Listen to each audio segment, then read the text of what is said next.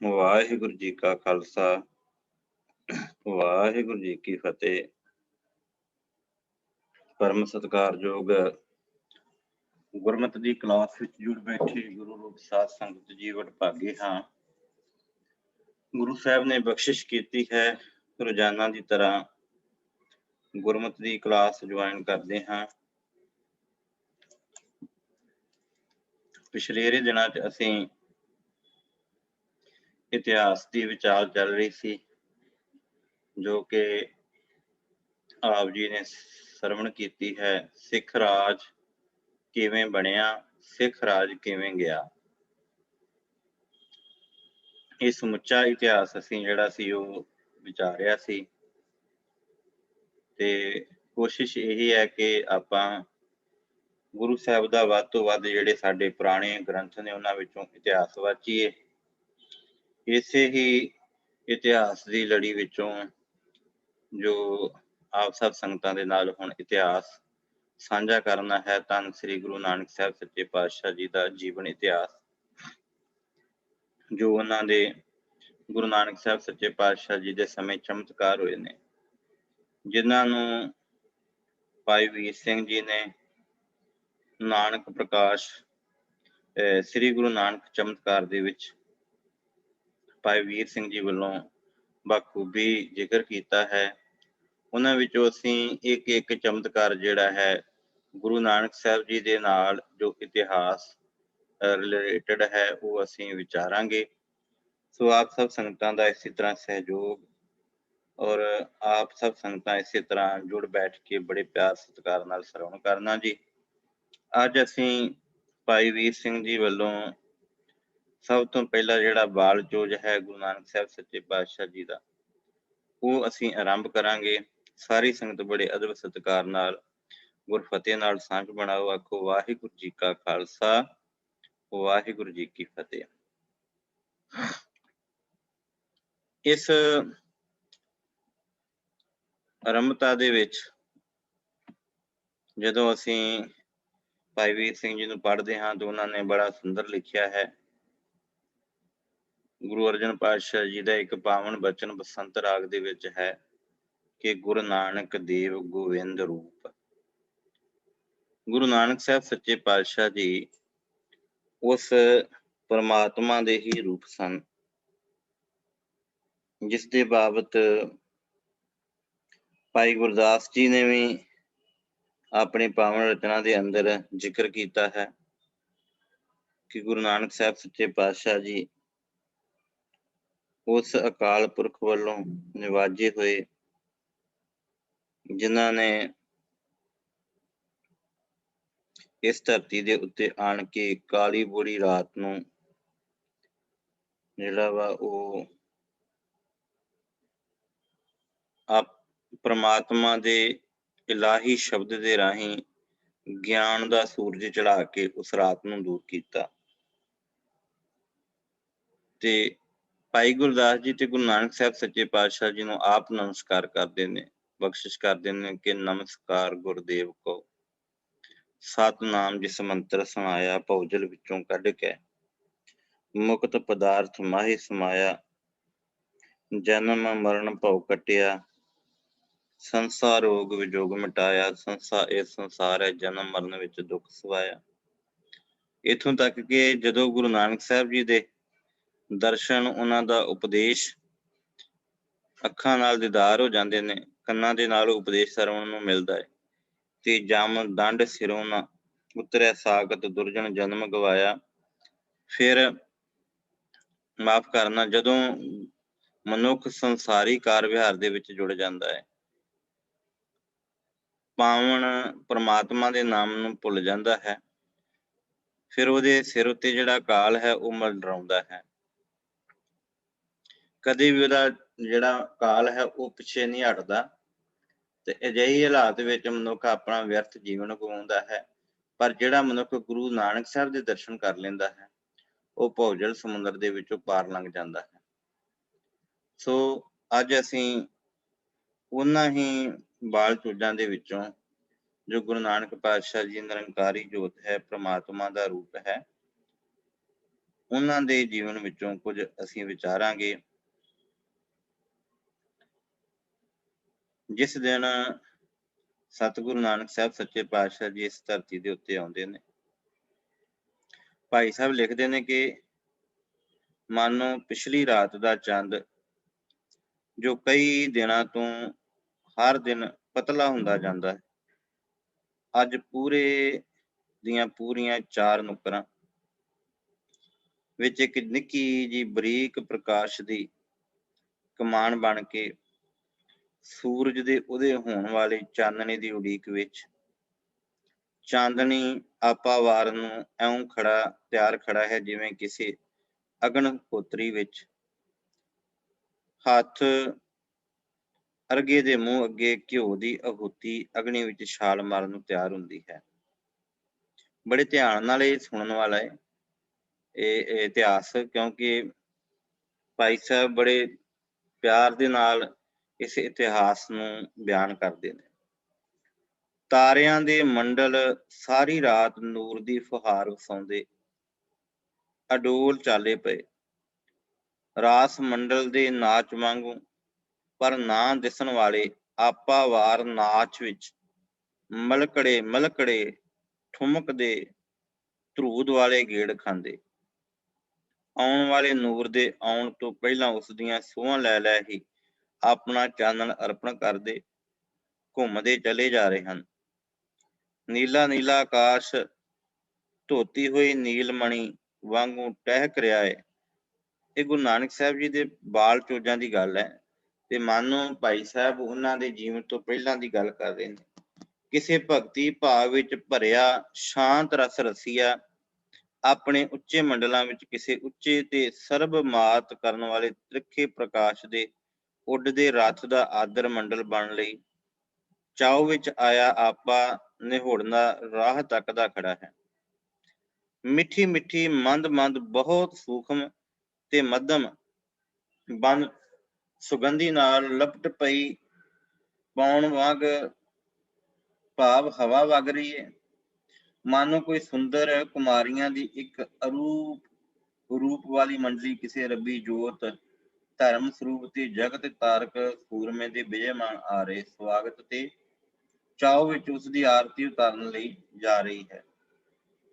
ਜੰਗਲਾਂ ਦੀ, ਬਾਗ ਦੀ, ਚਿਮਣਾਂ ਦੀ, ਵਾੜੀਆਂ ਦੀ ਬੰਸਪਤੀ ਫੁੱਲਾਂ ਦੀਆਂ ਮਾਨੋ ਚੰਗੇਰਾਂ ਸਿਰ ਤੇ ਚਾਈ ਖਿੜੇ ਮਸਤਕਾਂ ਵਾਂਗ ਖਿੜੀ ਮੁਸਕਰਾਹਟ ਲਾ ਰਹੀ ਹੈ। ਕਿਸੇ ਸੋਹਣਿਆਂ ਦੇ ਸੁਲਤਾਨ, ਖੂਬਾਂ ਦੇ ਸਿਰਤਾਜ, ਮਲੂਕਾਂ ਦੇ ਮਹਾਰਾਜ ਦੇ ਆਗਮਨ ਚਾਉ ਵਿੱਚ ਨਿੱਕੀ ਨਿੱਕੀ ਫੁੱਲ ਪੰਖੜੀ ਰਾਹਾਂ ਤੇ ਵਿਛਾਉਣ ਲਈ ਖੜੀ ਹੈ।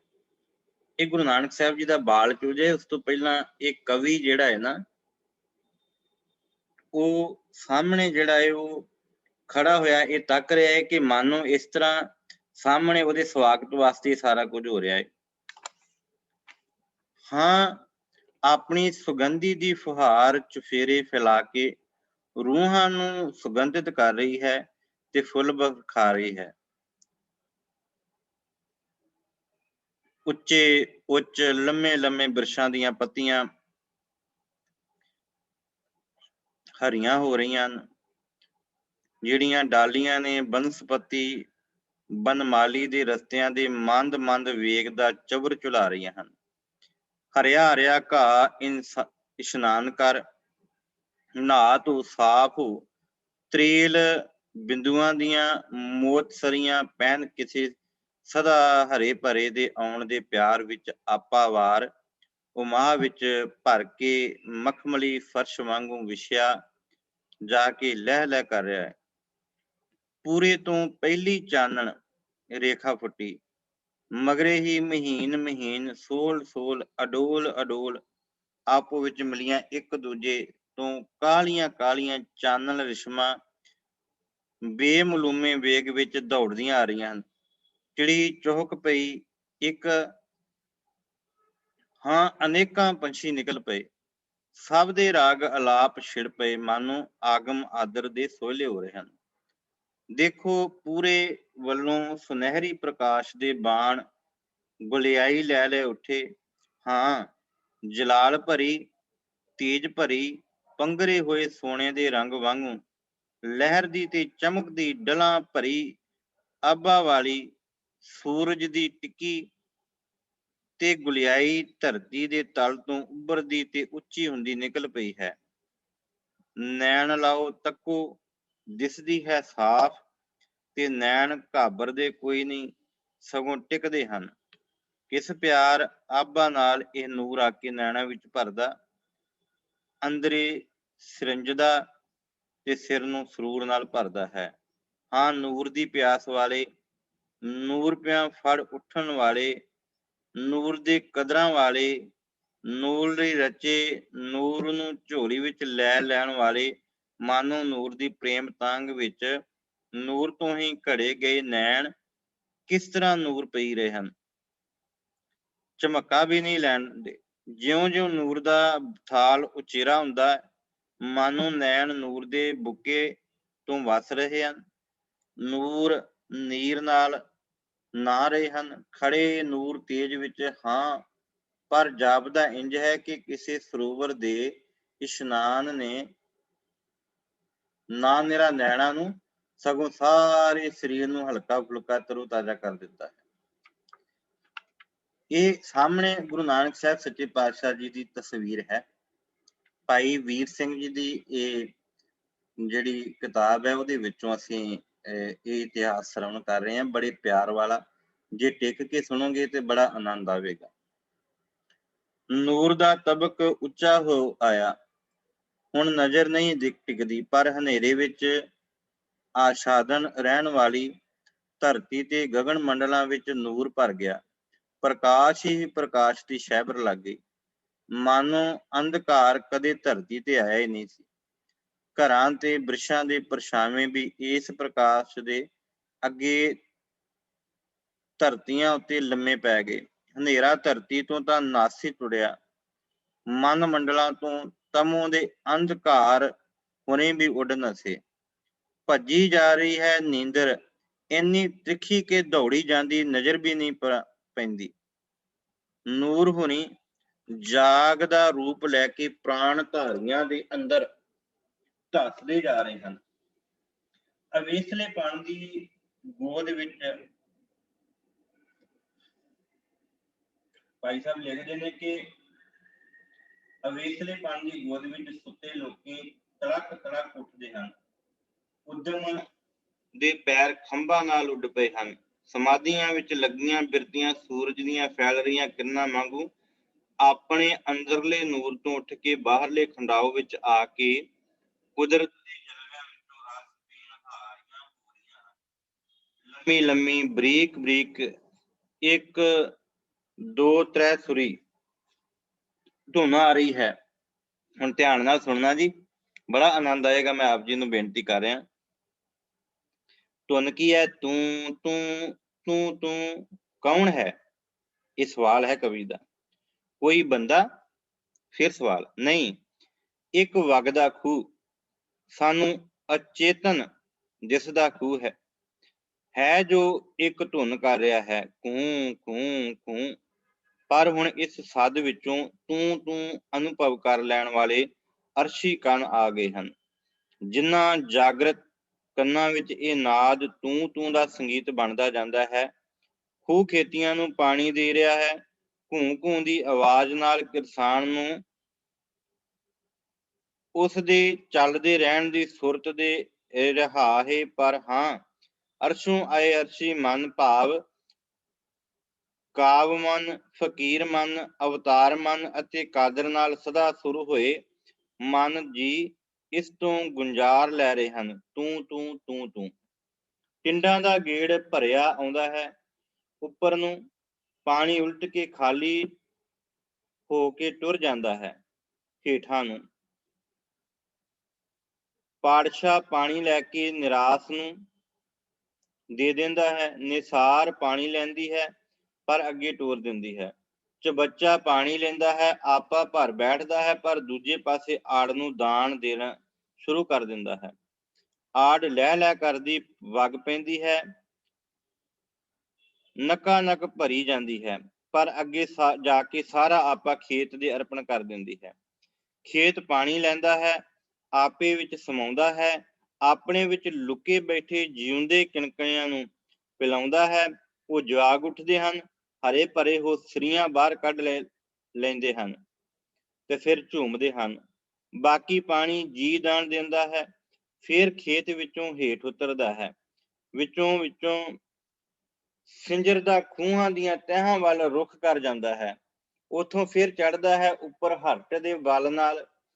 ਹਾਂ, ਖੂਹ ਵਗ ਰਿਹਾ ਹੈ, ਤੂੰ ਦਾ ਨਾਦ ਹੋ ਰਿਹਾ ਹੈ। ਖੂਹ ਦੇ ਨੇੜੇ ਇੱਕ ਵਿਚਲੀ ਉਮਰਾ ਦੇ ਸੱਜਣ ਪੁਰਖ ਨਾਂ ਦੇ ਸਾਫਾ ਧੁੱਪੇ ਪਾ ਕੇ ਇੱਕ ਕੱਚੇ ਪਰ ਸੁਥਰੇ ਬੜੇ ਥੜੇ ਤੇ ਬੈਠੇ ਹਨ। ਖੂਹ ਦੀ ਆਵਾਜ਼ ਕੰਨੀ ਪੈ ਰਹੀ ਹੈ, ਤੂੰ ਕਰ ਰਹੀ ਹੈ, ਪਰ ਉਹਨਾਂ ਦੇ ਕੰਨਾਂ ਨੂੰ ਬਾਂਹ ਨਹੀਂ ਇਸ ਘੂੰ ਦੇ ਵਿੱਚ ਤੂੰ ਪਰਖਣ ਦੀ। ਉਹ ਆਪ ਕੋਈ ਜਪ ਤਾਂ ਕਰ ਰਹੇ ਹਨ, ਪਰ ਹੋ ਰਹੇ ਹਨ ਜਾਪ ਨੂੰ ਅਨੁਭਵ ਨਹੀਂ ਕਰਦੇ। ਧਿਆਨ ਨਾਲ ਸੁਣਨਾ ਵਾਲੀ ਭਾਈ ਸੱਜਣ ਦੀ ਸਾਖੀ ਹੈ। ਭਾਈ ਸਾਹਿਬ ਭਾਈ ਵੀਰ ਸਿੰਘ ਜੀ ਲਿਖਦੇ ਨੇ ਕਿ ਇੱਕ ਖੂਹ ਵਗਦਾ ਪਿਆ ਹੈ। ਉਸ ਖੂਹ ਦੇ ਵਿੱਚ ਜਿਹੜਾ ਉਹ ਪੂਰੇ ਦਾ ਪੂਰਾ ਖੂਹ ਦਾ ਨਕਸ਼ਾ ਖਿੱਚਿਆ ਕਿ ਕਿਸ ਤਰ੍ਹਾਂ ਖੂਹ ਵਿੱਚੋਂ ਟਿੰਡਾਂ ਪਾਣੀ ਭਰ ਲਿਆਉਂਦੀਆਂ ਨੇ। ਬਲਦ ਆਲੇ ਦੁਆਲੇ ਗੇੜ ਰਹੇ ਨੇ ਉਹਦੀ ਗਾੜੀ ਨੂੰ, ਤੇ ਉਹ ਤਰੀਕੇਵਾਰ ਚੱਲ ਕੇ ਪਾਣੀ ਟਿੰਡ ਦੇ ਵਿੱਚੋਂ ਇੱਕ ਖਾਸ ਤਿਆਰ ਛਾਬਾ ਉਹਦੇ ਵਿੱਚ ਡਿੱਗਦਾ ਹੈ। ਛਾਬੇ ਵਿੱਚੋਂ ਆਲੂ ਵਿੱਚ ਪੈਂਦਾ ਹੈ। ਜਿੱਥੇ ਪਾਣੀ ਇਕੱਠਾ ਹੁੰਦਾ ਹੈ ਉਸ ਆਲੂ ਵਿੱਚੋਂ ਆੜ ਰਾਹੀਂ ਪੈਲੀਆਂ ਵਿੱਚ ਜਾਂਦਾ ਹੈ, ਫਸਲਾਂ ਨੂੰ ਪਾਣੀ ਮਿਲਦਾ ਹੈ। ਤੇ ਉਹ ਤਰੀਕਾ ਦੱਸਿਆ ਹੈ। ਪਰ ਫਿਰ ਗੱਲ ਕੀਤੀ ਹੈ ਕਿ ਜਿਸ ਖੂਹ ਨੂੰ ਗੇੜਨ ਵਾਸਤੇ ਬਲਦ ਨੇ ਜਿਹੜੀ ਉਹ ਖਾਸ ਤੌਰ ਦੇ ਉੱਤੇ ਚੱਲ ਰਹੀ ਗਾੜੀ ਉਹ ਘੂੰ ਕਰਦੀ ਹੈ, ਪਰ ਉਸ ਘੂੰ ਦੀ ਆਵਾਜ਼ ਵਿੱਚੋਂ ਸੱਜਣ ਇਹ ਪਰਖ ਨਹੀਂ ਸਕਦਾ ਕਿ ਇਹਦੇ ਵਿੱਚੋਂ ਘੂੰ ਨਹੀਂ, ਇਹ ਤੂੰ ਦੀ ਗੱਲ ਕਰ ਰਿਹਾ ਹੈ। ਕਿਉਂਕਿ ਪਰਖਣ ਵਾਸਤੇ ਮਨ ਚਾਹੀਦਾ ਤੇ ਉਹ ਪਰਖ ਦੇਣ ਵਾਸਤੇ ਗੁਰੂ ਦੀ ਜ਼ਰੂਰਤ ਹੈ। ਹੁਣ ਇੱਥੇ ਭਾਈ ਸਾਹਿਬ ਜੀ ਅੱਗੇ ਕੀ ਲਿਖਦੇ ਨੇ, ਅਸੀਂ ਪੜ੍ਹਦੇ ਹਾਂ ਕਿ ਉਹ ਜਿਹੜੀ ਖੂਹ ਦੀ ਆਵਾਜ਼ ਕੰਨੀ ਪੈ ਰਹੀ ਹੈ, ਤੂੰ ਕਰ ਰਹੀ ਹੈ, ਪਰ ਉਹਨਾਂ ਦੇ ਕੰਨਾਂ ਨੂੰ ਬਾਣ ਨਹੀਂ ਇਸ ਘੂੰ ਵਿੱਚ ਤੂੰ ਪਰਖਣ ਦੀ। ਉਹ ਆਪ ਕੋਈ ਜਪ ਤਾਂ ਕਰ ਰਹੇ ਹਨ, ਪਰ ਹੋ ਰਹੇ ਜਾਪ ਨੂੰ ਅਨੁਭਵ ਨਹੀਂ ਕਰਦੇ। ਆਪ ਪਿੰਡ ਦੇ ਪੁਰੋਹਿਤ ਹਨ। ਇਹ ਸੱਜਣ ਪੁਰੋਹਿਤ ਹੈ ਪਿੰਡ ਦਾ, ਨਾਮ ਹਰਦਿਆਲ ਹੈ। ਵਾਹ, ਪੰਡਤ ਹਰਦਿਆਲ ਜੀ ਜਿਨ੍ਹਾਂ ਨੂੰ ਸੱਜਣ ਆਖਿਆ ਨਾ, ਇਹ ਪੰਡਤ ਹਰਦਿਆਲ ਜੀ ਨੇ। ਕਿਰਤ ਜਜਮਾਨਾਂ ਦੇ ਘਰਾਂ ਦੀ ਵਿਰਤ ਹੈ। ਦਾਨ ਤਾਂ ਲੈਂਦੇ ਹਨ, ਪਰ ਸੁਭਾਅ ਦਾ ਰੁਖ ਕੁਛ ਪਾਠ ਪੂਜਾ ਤੇ ਭੈ ਵਾਲਾ ਵੀ ਹੈ। ਇਹ ਪੰਡਤ ਹਰਦਿਆਲ ਦੀ ਗੱਲ ਹੈ ਜੀ। ਉਂਝ ਵੀ ਭਲੇ ਹਨ। ਦੇਸ਼ ਰਾਜ ਕਸ਼ਟ ਵਿੱਚ, ਜਿਹੜਾ ਦੇਸ਼ ਹੈ ਰਾਜ ਹੈ ਕਸ਼ਟ ਵਿੱਚ ਹੈ। ਪੰਡਤ ਜੀ ਦੇਸ਼ ਦੀ ਪੀੜਾ ਤੇ ਆਪਣੀ ਜਾਤੀ ਦੀ ਪੀੜਾ ਵਿੱਚ ਦੁੱਖ ਧੁੰਦੇ ਹਨ। ਬਲ ਨਹੀਂ, ਸਾਹਸ ਨਹੀਂ, ਦੇਸ਼ ਵਿੱਚ ਵੀ ਏਕਤਾ ਨਹੀਂ, ਸਾਂਝਾ ਕੌਮੀ ਪਿਆਰ ਨਹੀਂ, ਕੁਰਬਾਨੀ ਨਹੀਂ। ਪੀੜਤ ਹੁੰਦਾ ਤੇ ਉਸ ਪੀੜਤ ਹੁੰਦਾ ਨੇ ਦਿਲ ਦਾ ਰੋਂਦੇ ਹਨ। ਜਿਹੜੇ ਪੀੜਾ ਵਿੱਚ ਖਚਦੇ ਨੇ ਉਸ ਦੇਸ਼ ਦੇ ਅੰਦਰ, ਉਹ ਇਸ ਪੀੜਾ ਨੂੰ ਮਹਿਸੂਸ ਕਰਦੇ ਨੇ। ਆਪਸੀ ਪ੍ਰੇਮ ਪਿਆਰ ਇਤਫਾਕ ਨਹੀਂ, ਤੇ ਉਹਦੇ ਕਾਰਨ ਇਹ ਦੁੱਖ ਵੱਧਦਾ ਜਾਂਦਾ ਹੈ। ਹੁਣ ਧਿਆਨ ਨਾਲ ਸੁਣਨਾ, ਭਾਈ ਸਾਹਿਬ ਲਿਖਦੇ ਨੇ, ਤਦ ਜਦੋਂ ਇਹ ਸਾਰਾ ਕੁਝ ਹੁੰਦਾ ਏ ਤੇ ਫਿਰ ਹੇ ਭਗਵਾਨ, ਜਦੋਂ ਧਰਮ ਦੀ ਗਿਲਾਨੀ ਹੁੰਦੀ ਹੈ ਤੂੰ ਆਉਂਦਾ ਹੈ। ਹੁਣ ਤਾਂ ਅੱਤ ਹੋ ਚੁੱਕੀ ਹੈ, ਤੂੰ ਆ ਤੇ ਰੱਖ। ਭਗਵਾਨ, ਦੇਵਤੇ ਜਦ ਰਾਖਸ਼ਾਂ ਦੇ ਹੱਥੋਂ ਪੀੜਤ ਹੁੰਦੇ ਨੇ, ਤੂੰ ਆਉਂਦਾ ਹੈ, ਤੂੰ ਹੀ ਰੱਖਿਆ ਕਰਦਾ ਹੈ, ਤਾਂ ਤੇਰੇ ਦੇਵਤੇ ਬਚਦੇ ਹਨ। ਹੁਣ ਤਾਂ ਸਾਰੀ ਦੇਵ ਧਰਤੀ ਪਾਪ ਗ੍ਰਸਤ ਤੇ ਮਲੇਸ਼ ਹੋ ਚੱਲੀ ਹੈ। ਇਸ ਵੇਲੇ ਦੂਰੋਂ ਬਨ ਬ੍ਰਿਛਾਂ ਵਿੱਚੋਂ ਇੱਕ ਧੁਨ ਆਉਂਦੀ ਹੈ, ਧੰਨ ਨਿਰੰਕਾਰ, ਧੰਨ ਨਿਰੰਕਾਰ। ਤ੍ਰਪਕਤਾ ਹੈ ਪੁਰੋਹਿਤ, ਉਹ ਆ ਗਏ। ਜਾਪਦੇ ਤਾਂ ਉਹ ਅਨੁਮਾਨ ਠੀਕ ਹਨ, ਤਾਂ ਗਦ ਗਦ ਕੰਠ ਹੋ ਕੇ ਧੰਨ ਮੇਰੇ ਨੈਣ ਸੁਭਾਗ ਹੋ ਗਏ ਹਨ। हे ਭਗਵਾਨ, हे ਤਾਰਨ ਕਰਤਾ, ਨਮੋ ਨਮ। ਇਹ ਹੁਣ ਪੰਡਿਤ ਹਰਦਿਆਲ ਜੀ ਨਮਸਕਾਰ ਕਰਦੇ ਨੇ ਸਾਹਮਣੇ ਜਿਹੜਾ ਧੰਨ ਨਿਰੰਕਾਰ ਧੰਨ ਨਿਰੰਕਾਰ ਗਾਉਂਦਾ ਆ ਰਿਹਾ ਹੈ ਉਹਨਾਂ ਨੂੰ। ਇਹ ਪਾਠ ਕਰਦੇ ਇਸ ਮਨੋ ਜੁਹਾਰ ਵਿੱਚ ਸਨ ਕਿ ਇੱਕ ਹੋਰ ਇਹਨਾਂ ਤੋਂ ਸਟੇਰੀ ਉਮਰਾਂ ਦੇ ਸੱਜਣ ਜੀ ਨਾ ਕੇ ਆ ਗਏ, ਨਹਾ ਕੇ ਮਤਲਬ ਇਸ਼ਨਾਨ ਕਰਕੇ। ਉਹ ਵੀ ਥੜੇ ਤੇ ਬਹਿ ਗਏ। ਇਹ ਵੀ ਬ੍ਰਾਹਮਣ ਸਨ, ਪਰ ਇਹ ਪੁਰੋਹਿਤ ਨਹੀਂ ਸਨ, ਇਹ ਸਨ ਪਾਂਧੇ। ਇਹ ਲੰਡੇ, ਟਾਕਰੇ ਤੇ ਸ਼ਾਰਦਾ ਦੇ ਅੱਖਰ ਜਾਣਦੇ ਸਨ। ਚਾਟੜਿਆਂ ਨੂੰ ਪੜ੍ਹਾਉਂਦੇ ਸਨ। ਅੱਖਰ ਲਿਖਣੇ, ਚਿੱਠੀ ਵਾਚਣੀ, ਪਹਾੜੇ, ਦਰਾਂ, ਵਿਆਜ, ਕੋਠੇ, ਵਹੀ ਖਾਤਾ, ਚਿੱਠਾ ਬਣਾਉਣਾ, ਨਫਾ ਨੁਕਸਾਨ ਕੱਢਣਾ। ਜੋ ਇਹਨਾਂ ਤੋਂ ਪੜ੍ਹੇ ਹੱਟੀ ਤੇ ਵਿਹਾਰ ਕਰ ਜੋਗਾ ਹੋ ਜਾਵੇ। ਨਾਮ ਸੀ ਇਹਨਾਂ ਦਾ ਗੋਪਾਲ। ਆਪ ਥੋੜ੍ਹੀ ਸੰਸਕ੍ਰਿਤ ਜਾਣਦੇ ਸਨ। ਸਹੰਸਰ ਨਾਮਾ ਕੰਠ ਸਾਨੇ, ਪਰ ਬਹੁਤੇ ਪੰਡਤ ਨਹੀਂ ਸਨ। ਥੜੇ ਤੇ ਆ ਬੈਠੇ। ਆਪ ਕੁਛ ਗੱਲ ਕਰਨੀ ਚਾਹੁੰਦੇ ਸਨ ਹਰਦਿਆਲ ਨਾਲ, ਪਰ ਉਹ ਚੜ੍ਹਦੇ ਸੂਰਜ ਵੱਲ ਜਿੱਧਰੋਂ ਕਿਤੋਂ ਦੂਰੋਂ ਧੰਨ ਨਿਰੰਕਾਰ ਦੀ ਬਰੀਕ ਆਵਾਜ਼ ਆ ਰਹੀ ਸੀ। ਅੰਜਲੀਆਂ ਕਰ ਰਹੇ ਸਨ। ਸੋ ਪਾਂਧਾ ਜੀ ਸਤਿਕਾਰ ਨਾਲ ਇਹਨਾਂ ਵੱਲ ਤੱਕ ਰਹੇ ਸਨ। ਹੁਣ ਆਏ ਨਹਾ ਧੋ ਕੇ ਵਗਦੇ ਖੂਹ ਤੋਂ ਪੰਡਿਤ ਬ੍ਰਿਜਨਾਥ ਜੀ। ਇਹ ਨਾ ਪੁਰੋਹਿਤ ਸੇ ਨਾ ਪਾਂਧੇ, ਪਰ ਤਕੜੇ ਵਿਦਵਾਨ ਤੇ ਸ਼ਾਸਤਰ ਵਿਦਾ ਸਨ। ਉਪਜੀਵਕਾ ਸੀ ਲੋਕਾਂ ਵੱਲੋਂ ਸੇਵਾ ਤੇ ਕੁਛ ਭੌਂ ਤੋਂ ਦਾਣੇ ਪੱਠੇ ਆਉਣ ਦੀ। ਕੰਮ ਸੀ ਪੜ੍ਹਨਾ। ਦੂਰੋਂ ਦੂਰ ਆਏ ਵਿਦਿਆਰਥੀਆਂ ਤੇ ਸੰਨਿਆਸੀਆਂ ਨੂੰ ਪੜ੍ਹਾਉਣਾ। ਚਿੱਤ ਇਹਨਾਂ ਦਾ ਵੀ ਪਰਜਾ ਦੀ ਪੀੜਾ ਤੋਂ ਪੀੜਤ ਸੀ। ਅੱਜ ਕੋਈ ਨਵੀਂ ਦੁੱਖ ਦੀ ਗੱਲ ਤੋਂ ਦੁਖੀ ਸਨ, ਜੋ ਕਿਸੇ ਦਿੱਲੀਓਂ ਆਏ ਵੈਸ਼ਨਵ ਸਾਧੂ ਨੇ ਸੁਣਾਈ ਸੀ। ਆਪ ਆ ਬੈਠੇ ਥੜੇ ਤੇ ਉਡੀਕਵਾਨ ਬੈਠ ਗਏ ਪੁਰੋਹਿਤ ਜੀ ਦੀਆਂ ਅੰਜਲੀਆਂ ਮਗਰੋਂ ਕੁਝ ਉਹਨਾਂ ਨਾਲ ਵਿਚਾਰ ਕਰਨ। ਥੋੜ੍ਹੀ ਦੇਰ ਮਗਰੋਂ ਪੁਰੋਹਿਤ ਜੀ ਵਿਹਲੇ ਹੋ ਗਏ। ਪੁਰੇ ਦੇ ਚਮਕ ਰਹੇ ਸੂਰਜ ਵਾਲੇ ਪਾਸਿਓਂ ਜੋ ਧੰਨ ਨਿਰੰਕਾਰ ਦੀ ਧੁਨ ਆ ਰਹੀ ਸੀ, ਉਹ ਪਰੇ ਪਰੇ ਹੁੰਦੀ ਮਾਨੋ ਕਿਸੇ ਪਾਸੇ ਤੁਰੀ ਜਾਂਦੀ ਹੈ। ਕੰਨ ਹੁਣ ਸੁਣ ਨਹੀਂ ਸਕਦੇ। ਅੰਜਲੀਆਂ ਦਾ ਰਸ ਵਾਲਾ ਆਧਾਰ ਮਨ ਨੂੰ ਚੁੱਪ ਹੋ ਗਿਆ ਤੇ ਪੰਡਿਤ ਜੀ ਦੇ ਨੈਣ ਵੀ ਖੁੱਲ ਗਏ। ਤਿੰਨਾਂ ਪੰਡਤਾਂ ਦੀ ਹੁਣ ਆਪੋ ਵਿੱਚ ਨਮਸਕਾਰ ਹੋਈ ਤੇ ਨੇੜੇ ਨੇੜੇ ਆ ਬੈਠੇ। ਤਿੰਨੇ ਬੈਠੇ ਗੱਲਾਂ ਬਾਤਾਂ ਲੱਗ ਪਏ ਕਰਨ। ਸੂਰਜ ਉੱਚਾ ਹੋ ਚੁੱਕਾ ਸੀ। ਮਿੱਠੜੀ ਰੁੱਤ ਸੀ ਤੇ ਸਵਾਦ ਭਰਿਆ ਵੇਲਾ ਸੀ। ਬ੍ਰਿਜਨਾਥ ਠੰਡਾ ਸਾਹ ਭਰ ਕੇ, ਵੈਦ ਗਤੀ ਹੀ ਐਸੀ ਹੈ, ਕੀ ਜਾਣੀਏ ਹਿੰਦੂ ਧਰਮ ਦੀ ਸਮਾਪਤੀ ਦਾ ਹੀ ਸਮਾਂ ਆ ਗਿਆ ਹੈ। ਅੱਗੇ ਜੌਨਪੁਰ ਦੀ ਘਟਨਾ ਸੁਣੀ ਸੀ ਕਿ ਦੇਵੀ ਅੱਗੇ ਬਲੀ ਦੇਣ ਵਾਲਿਆਂ ਦੀ ਕੀ ਬਾਬ ਹੋਈ। ਦਿੱਲੀ ਦੇ ਅਤਿਆਚਾਰ ਤਾਂ ਰੋਜ਼ ਸੁਣੀਦੇ ਹਨ। ਨਵੇਂ ਤੋਂ ਨਵੇਂ ਕਾਂਸ਼ੀ ਵਾਲੇ ਰਾਮ ਪ੍ਰਸਾਦ ਦੀ ਦੁੱਖ ਬੀਤੀ ਲੂੰ ਕੰਢੇ ਖੜੀ ਕਰਨ ਵਾਲੀ ਸੀ। ਅੱਜ ਫੇਰ ਦਿੱਲੀ ਦੇ ਉਪੱਦਰ ਸੁਣੇ ਹਨ। ਮੁੜ ਕੇ ਪਤਾ ਨਹੀਂ ਮਹਿਮੂਦ ਦਾ ਸਮਾਂ ਆ ਗਿਆ ਹੈ। ਹਰਦਿਆਲ ਸੁੱਖ ਕਦੋਂ ਬੀਤੀ ਹੈ। ਜਦ ਤੋਂ ਰਾਜਾ ਜੈਪਾਲ ਸਵਰਗ ਹੋਏ ਨੇ, ਚਿਖਾ ਚੜ੍ਹ ਗਏ ਨੇ, ਤਦ ਤੋਂ ਕਿਹੜਾ ਦਿਨ ਸੁੱਖ ਦਾ ਆਇਆ। ਸੋਨੇ ਚਾਂਦੀਆਂ ਨਾਲ ਮਾਲਾ ਮਾਲ, ਸੁੱਖਾਂ ਵਿਦਿਆ ਤੇ ਹੁਨਰਾਂ ਦਾ ਘਰ ਸਾਡਾ ਦੇਸ਼ ਇਹਨਾਂ ਵਿਦੇਸ਼ੀਆਂ ਦੀ ਭੁੱਖ ਦੇ ਤ੍ਰਿਸ਼ਨਾ ਦੀ ਅੱਗ ਅੱਗੇ ਬਲੀ ਹੋ ਗਿਆ। ਅਸੀਂ ਮਰ ਗਏ, ਅਸੀਂ ਮਿਟ ਗਏ, ਪਰ ਇਹਨਾਂ ਭੁੱਖਿਆਂ ਦੀ ਭੁੱਖ ਨਹੀਂ ਤ੍ਰਿਪਤੀ। ਹੁਣ ਗੋਪਾਲ ਬੋਲਦਾ। ਪਹਿਲਾਂ ਬ੍ਰਿਜਨਾਥ ਨੇ ਠੰਡਾ ਸਾਹ ਭਰ ਕੇ ਕਿਹਾ, ਫਿਰ ਹਰਦਿਆਲ ਨੇ, ਹੁਣ ਪੰਡਿਤ ਗੋਪਾਲ ਜਿਹੜਾ ਸੀ ਪਾਂਧਾ, ਇਹ ਆਖ ਰਿਹਾ ਹੈ ਕਿ ਇਹ ਸਾਡਾ ਤਪਾ ਕੁਛ ਠੰਡੀਰਾ ਹੈ। ਭੋਏ ਮੁਸਲਮਾਨ ਤਾਂ ਹੈ, ਪਰ ਗਊ ਬ੍ਰਾਹਮਣ ਦੀ ਰੱਖਿਆ ਕਰਦਾ ਰਿਹਾ ਹੈ। ਅਚਰਜੀ ਹੈ, ਨਵੇਂ ਹੋਏ ਮੁਸਲਮਾਨ ਆਪਣੇ ਭਰਾਵਾਂ ਤੇ ਵਧੇਰੇ ਅਤਿਆਚਾਰ ਕਰਦੇ ਸਨ। ਜਿਵੇਂ ਗੋਲਿਆਂ ਵਿੱਚੋਂ ਗੋਲਿਆਂ ਦਾ ਬਣਿਆ ਚੌਧਰੀ ਗੋਲਿਆਂ ਦੇ ਵਪਾਰੀ ਨਾਲੋਂ ਆਪਣੇ ਭਰਾਵਾਂ ਤੇ ਵਧੇਰੇ ਜ਼ੁਲਮ ਕਰਦਾ ਹੈ, ਪਰ ਰਾਏ ਭੋਏ ਨੇ ਉਲਟ ਕੀਤਾ ਹੈ। ਹਰਦਿਆਲ ਕਹਿੰਦਾ, ਇਹ ਮੇਰੀ ਜਾਚੇ ਉਸਦੇ ਸੁਭਾਵ ਦੀ ਖੂਬੀ ਵੀ ਸੀ। ਪਰ ਸਲਾਹਗੀਰ ਵੀ ਚੰਗੇ ਸਨ। ਮੈਂ ਅੱਗ ਵੀ ਆਪ ਨੂੰ ਮੁੱਦਤਾਂ ਤੋਂ ਕਈ ਵਾਰ ਕਹਿ ਚੁੱਕਾ ਹਾਂ ਕਿ ਰਾਜ ਅਤਿਆਚਾਰ ਆਤੀ ਹੱਦੋਂ ਟੱਪ ਗਏ ਹਨ। ਹੁਣ ਭਗਵਾਨ ਆਵੇਗਾ, ਲੱਛਣ ਅਵਤਾਰ ਦੇ ਆਉਣ ਦੇ ਜਾਪਦੇ ਹਨ। ਦੇਖੋ ਕਿਤਨੇ ਬਰਸਾਂ ਤੋਂ ਵਰਖਾ ਸਮੇਂ ਸਿਰ ਹੁੰਦੀ ਹੈ। ਰੁੱਤਾਂ ਆਪਣੇ ਧਰਵਿਆਂ ਤੋਂ ਰਤਾ ਪਿੱਛੇ ਨਹੀਂ ਹੁੰਦੀਆਂ। ਇਹ ਲੱਛਣ ਹਨ ਭਗਵਾਨ ਦੇ ਆਉਣ ਦੇ। ਹੁਣ ਅੱਗੇ ਬ੍ਰਿਜਨਾਥ ਬੋਲਦਾ ਹੈ।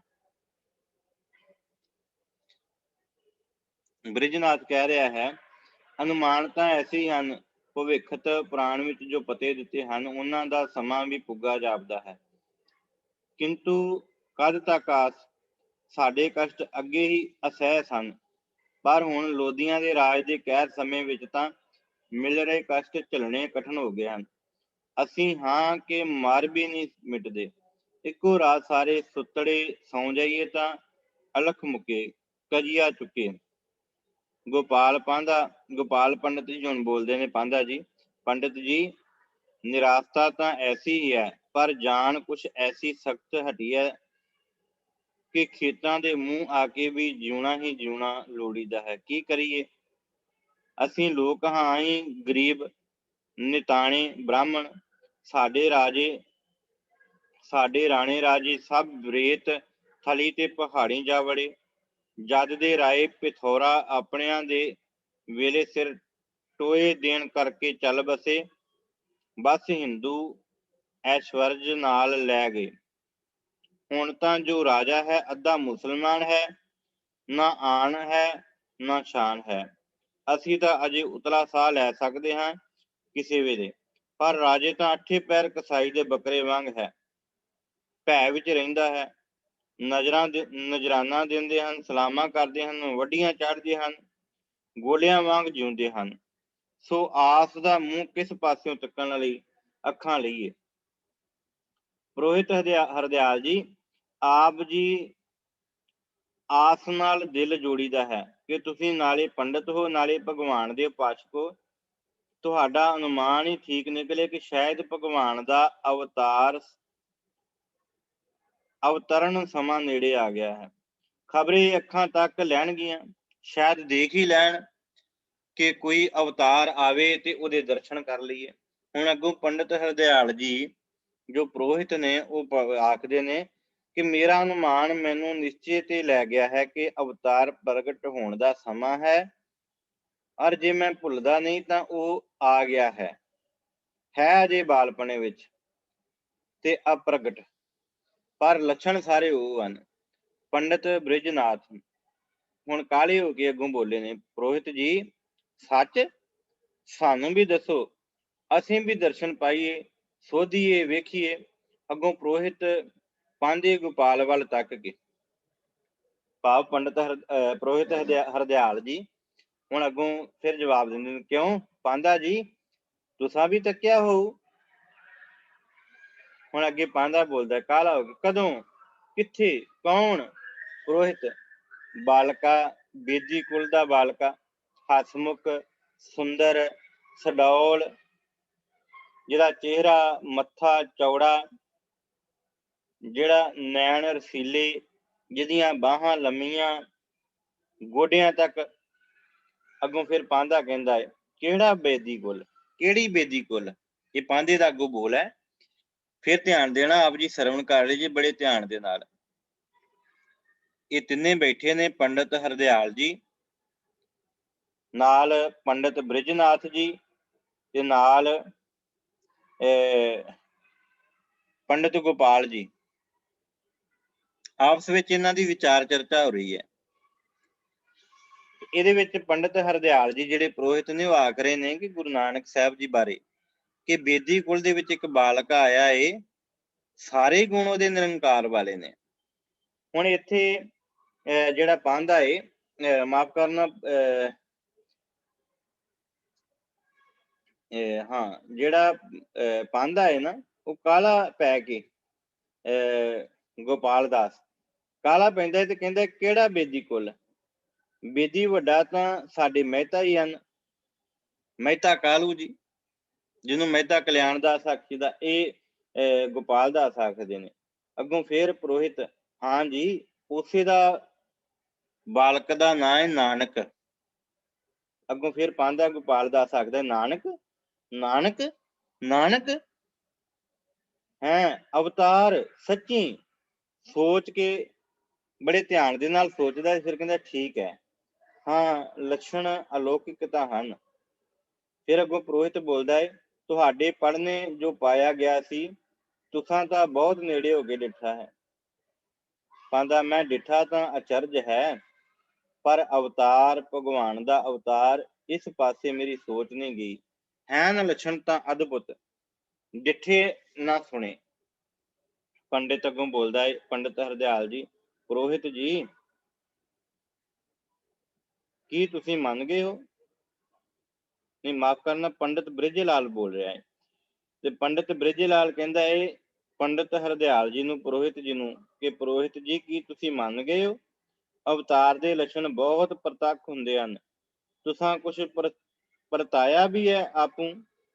ਤੇ ਪੰਡਿਤ ਹਰਦਿਆਲ ਜੀ, ਪੁਰੋਹਿਤ ਹਰਦਿਆਲ ਜੀ ਆਖਦੇ ਨੇ, ਮੈਂ ਤਾਂ ਉਸੇ ਵੇਲੇ ਗਿਆ ਸਾਂ ਜਿਸ ਵੇਲੇ ਬਾਲਕ ਨੇ ਜਨਮ ਲੀਤਾ ਸੀ। ਪੁਰੋਹਿਤ ਜੋ ਹੋਇਆ ਨਾਲੇ ਜੋਤਸ਼ੀ, ਮੈਂ ਤਾਂ ਲਗਨ ਕੁੰਡਲੀ ਵਿਚਾਰਨੀ, ਟੇਵਾ ਪੱਤਰੀ ਲਿਖਣੀ ਸੀ, ਪਲ ਘੜੀ ਲਿਖ ਲੈਣ ਲਈ ਮੈਨੂੰ ਤਦੋਂ ਹੀ ਲੈ ਗਏ ਸਨ।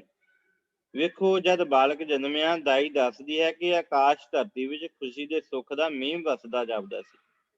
ਫਿਰ ਇੰਜ ਜਾਪੇ ਜਿਵੇਂ ਆਕਾਸ਼ਾਂ ਵਿੱਚ ਕੋਈ ਨਾ ਦਿਸਦੇ ਖੜੋਤੇ ਹਨ ਤੇ ਸੁਗੰਧਿਤ ਫੁੱਲਾਂ ਤੇ ਤਾਰਿਆਂ ਦੀ ਵਰਖਾ ਕਰਦੇ ਹਨ। ਬੱਚਾ ਹਸੂੰ ਹਸੂੰ ਕਰਦਾ ਆਇਆ ਹੈ। ਆਇਆ ਇਸ ਤਰ੍ਹਾਂ ਹੈ ਕਿ ਮਾਨੋ ਕੋਈ ਵੱਡਾ ਪੁਰਖ ਕਦੋਂ ਆ ਕੇ ਪ੍ਰਗਟ ਹੋ ਜਾਂਦਾ ਹੈ। ਦਾਈ ਦੱਸਦੀ ਹੈ ਕਿ ਉਸ ਵੇਲੇ ਸੱਦੜੇ ਸੁਣੀਂਦੇ ਜਾਪਦੇ ਸਨ ਕਿ ਮਾਨੋ ਕੋਈ ਮੰਡਲੀ ਕੁਛ ਆਦਰ ਦਾ ਗੀਤ ਗਾ ਰਹੀ ਹੈ। ਮੈਂ ਤਾਂ ਉਸੇ ਵੇਲੇ ਜਦੋਂ ਸੱਦਿਆ ਗਿਆ ਹਾਂ, ਦਰਸ਼ਨ ਵੀ ਕੀਤਾ ਹੈ। ਮੇਰਾ ਕਿੱਤਾ ਪੁਰੋਹਿਤਾਈ, ਮੈਂ ਇਸ ਗਿਰਾਂ ਦੇ ਨਾਲ ਗਿਰਾਈ ਜਜਮਾਨਾਂ ਦੇ ਘਰੀ ਸੈਂਕੜੇ ਹਜ਼ਾਰਾਂ ਬੱਚੇ ਵੇਖੇ ਹਨ, ਜਨਮ ਪੱਤਰੀਆਂ ਬਣਾਈਆਂ ਹਨ। ਮੈਂ ਨਾ ਇਹ ਕੌਤਕ ਤੱਕੇ ਹਨ, ਅਰ ਨਾ ਐਸੇ ਦਿਨ ਦਰਸ਼ਨ ਕਿਸੇ ਬੱਚੇ ਦੇ ਕੀਤੇ ਹਨ। ਸੋ ਇਸ ਤਰ੍ਹਾਂ ਆਪਸ ਵਿੱਚ ਇਹ ਤਿੰਨੋਂ ਪੰਡਿਤ ਜਿਹੜੇ ਨੇ, ਪੁਰੋਹਿਤ ਹਰਦਿਆਲ ਜੀ, ਪੰਡਿਤ ਬ੍ਰਿਜ ਲਾਲ ਜੀ ਤੇ ਪਾਂਧਾ ਗੋਪਾਲ ਦਾਸ ਜੀ, ਇਹ ਤਿੰਨੇ ਆਪਸ ਵਿੱਚ ਵਿਚਾਰਾਂ ਕਰ ਰਹੇ ਨੇ। ਇੱਕ ਪਾਸੇ ਧਰਤੀ ਦੇ ਉੱਤੇ ਦੁਖਦ ਹੈ, ਪਰਜਾ ਅੰਧੀ ਗਿਆਨ ਬੀਣ ਕੂੜ ਕੁਸਤ ਮੁਖੋਂ ਲਾਈ, ਰਾਜੀ ਸ਼ੀਂ ਮੁਕੱਦਮ ਕੁੱਤੇ ਜਾਇਜ਼ ਗੈਣ ਬੈਠੇ ਸੁੱਤੇ।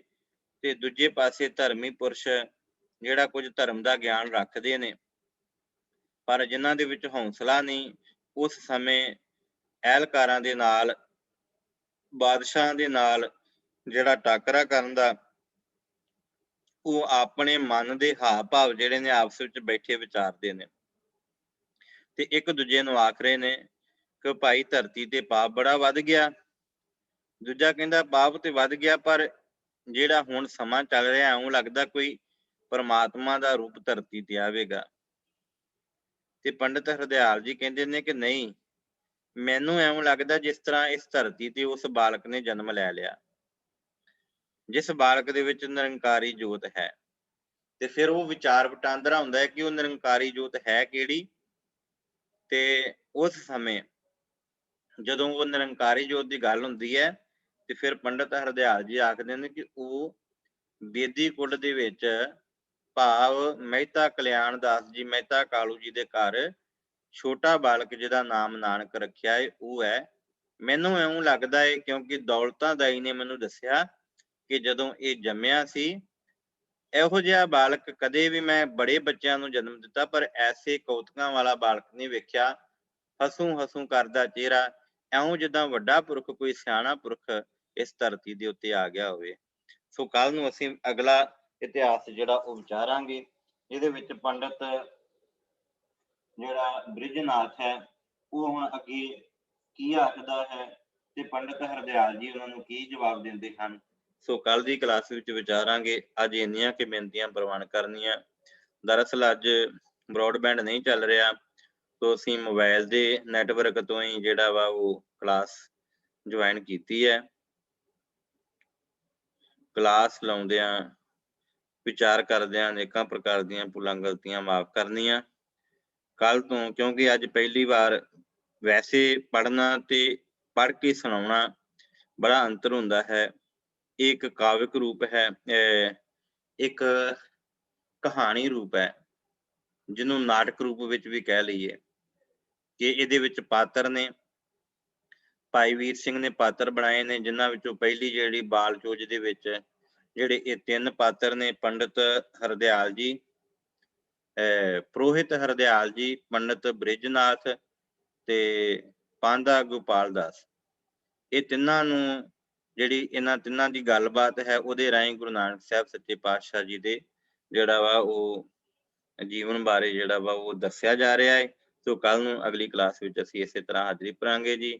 ਇੱਥੇ ਦਾਸ ਨਾਲ ਫਤਿਹ ਬੁਲਾਓ ਜੀ। ਵਾਹਿਗੁਰੂ ਜੀ ਕਾ ਖਾਲਸਾ, ਵਾਹਿਗੁਰੂ ਜੀ ਕੀ ਫਤਿਹ।